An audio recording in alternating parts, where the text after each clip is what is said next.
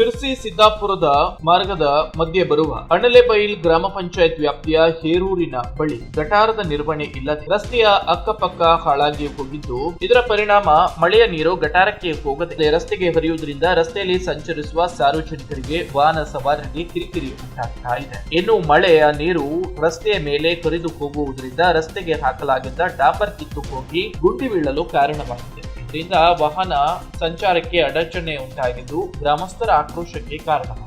ಇಲ್ಲಿ ಕೆಲವೊಂದು ಕಡೆ ಗಟಾರು ಇದ್ದರೂ ರಸ್ತೆಯ ಅಕ್ಕಪಕ್ಕದ ಮನೆಯವರು ತಮ್ಮ ವೈಯಕ್ತಿಕ ಹಿತಾಸಕ್ತಿಗಾಗಿ ಗಟಾರವನ್ನೇ ಮುಚ್ಚಿದ್ದಾರೆ ಎನ್ನುವುದು ಸಾರ್ವಜನಿಕರ ಮಾತಾಗಿದೆ.